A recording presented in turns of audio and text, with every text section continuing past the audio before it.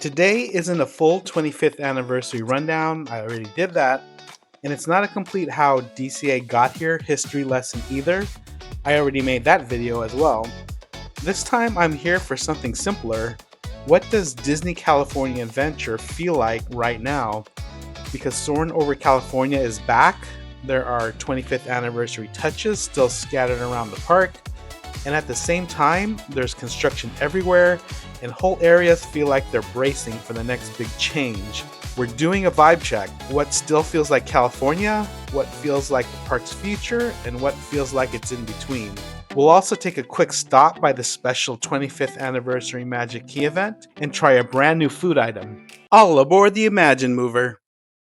I always feel like starting here because Buena Vista Street still works. It's not loud, it's not trying to be a franchise billboard, it just sets a tone much like Main Street USA on the Disneyland side. And I feel that's the tension of DCA right now. Some parts of this park still feel like a love letter to California, and some parts feel like they're becoming full-on immersive IP worlds. So with that lens, we're going straight to the main event. Okay, so this is one of the main events for DCA's 25th. Soarin Over California is back from February 6th through July 1st. And it's not just pure nostalgia, it's DCA remembering what it originally was, which was a park that tried to celebrate California itself. Hello and welcome to Soarin Over California. This includes cameras, purses, hats, and of course, these little beauties.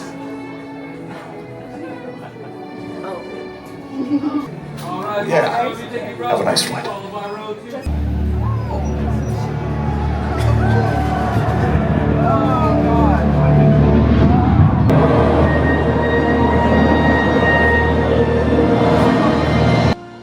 Alright, so here's a mini review after writing it. First, the iconic Soarin theme still does its thing. Second, it's really wild how specific this feels compared to modern DCA. It has Yosemite, Golden Gate Bridge, Palm Springs, even San Diego. This attraction is basically, if you think about it, a love letter to the original mission statement of DCA. Also, heads up, on July 2nd, we are going to get Soarin' Across America. It's a version of Soarin' that debuts for America's 250th anniversary. So this California version is truly a limited time window. If you think about it, we might not see Soarin' around the world for a while, maybe a little more than a year, because I would think that Soarin' Across America would last maybe for another year through next July. So we might not see Soarin' around the world until next year.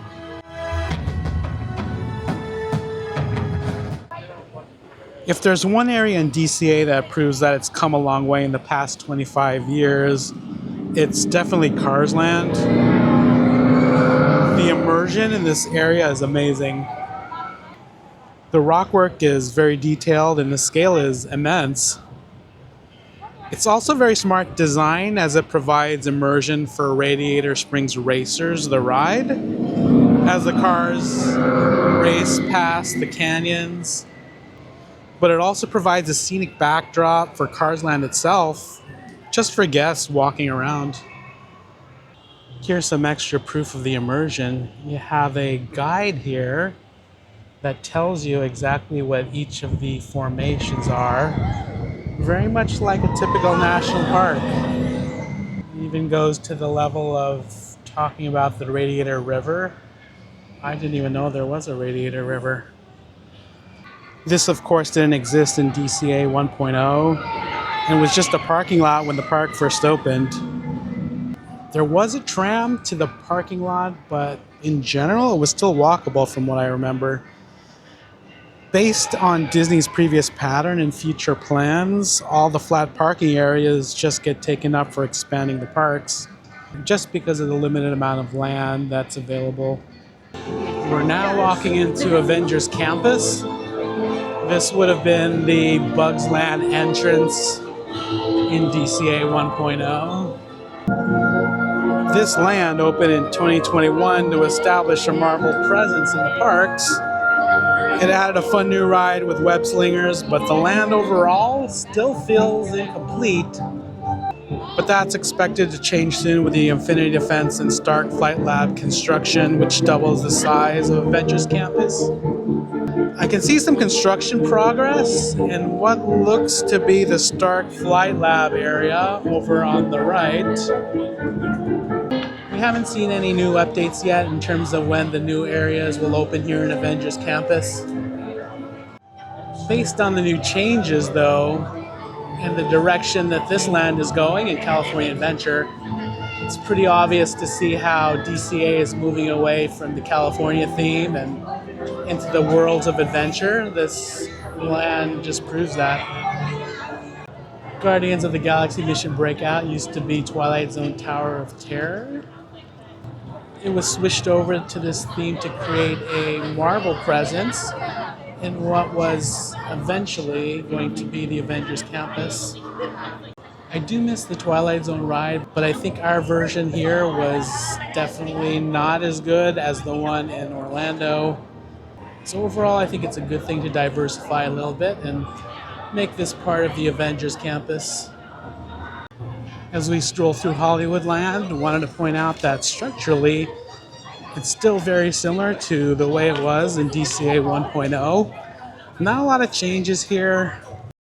In the push toward more IP-themed areas, it's not a surprise that Hollywoodland feels like the next thing on the chopping block, especially when Avatar planned to move into this general space. The big unknown is how much gets replaced. Does the whole land need to come down to accommodate the apparent scale of Avatar, or does the southern side survive, while the northern section changes completely? Because if we're talking about the northern zone, that's where you've got Monsters Inc., the vacant sound stages, performance space, and a bunch of infrastructure that could realistically be reworked. But when you start asking the domino questions, does that ripple into award wieners and schmoozies? Does it ripple into the theater space like PhilharMagic? Hollywoodland feels like a big signpost, not of what DCA is, but of what DCA is planning to become. Grizzly Peak is one of the last truly original California lands here at DCA. And even with a little light retheming over the years, it still feels almost exactly like opening day. And honestly, even if the rest of DCA goes full IP, I hope this area never changes.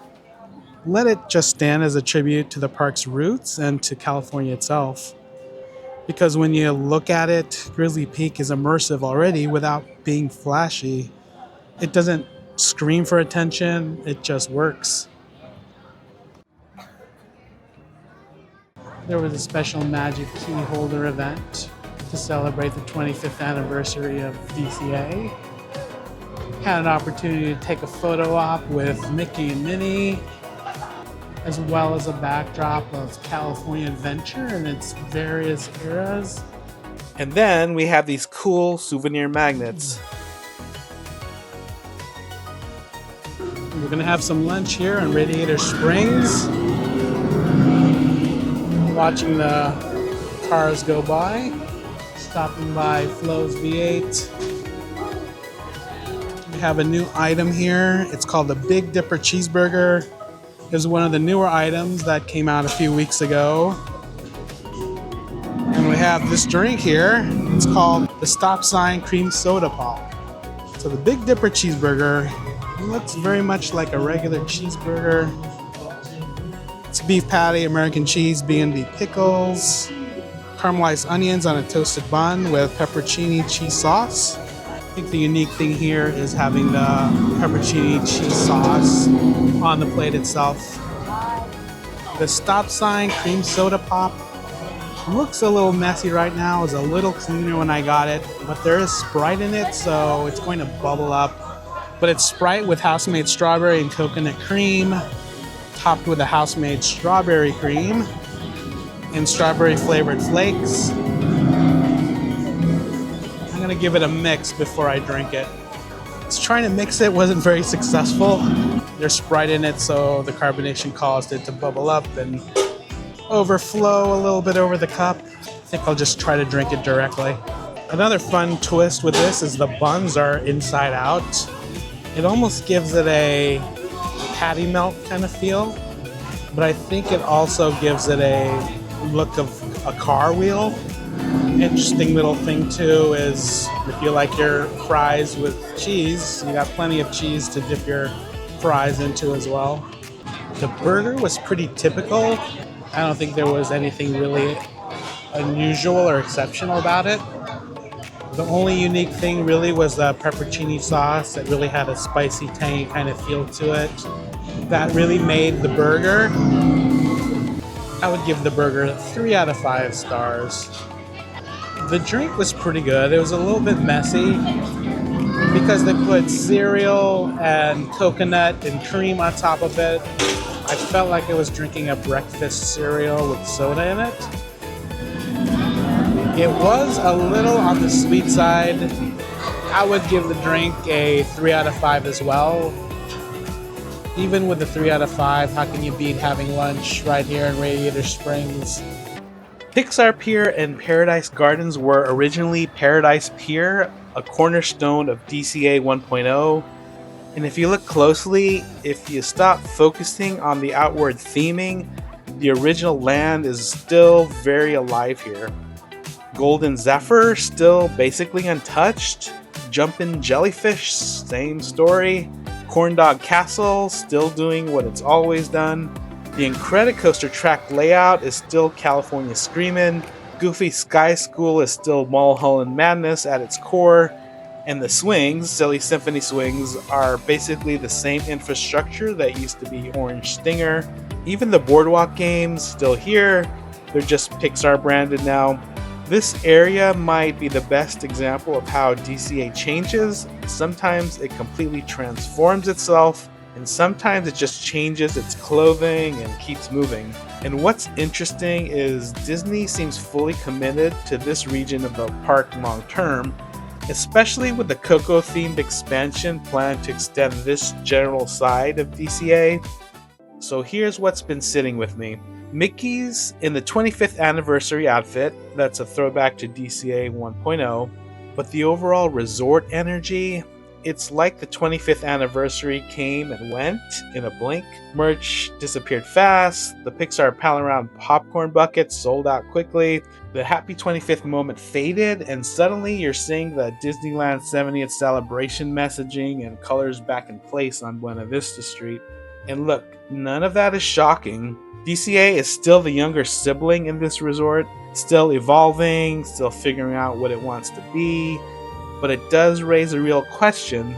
Will there ever be a year when DCA's anniversary becomes the full focus? Not a side event, but the main story? Right now, DCA feels like 3 parks at once. A park that still remembers California, a park that's becoming bigger immersive worlds, and a park caught in the middle, actively building its next identity. So I'll ask you, what part of DCA still feels like the original California adventure to you? And what part feels like it's completely become something else?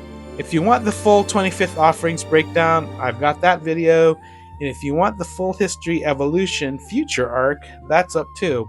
Don't forget to like and subscribe as we take a look at Disneyland's past, present, and what's next. See you in the next one.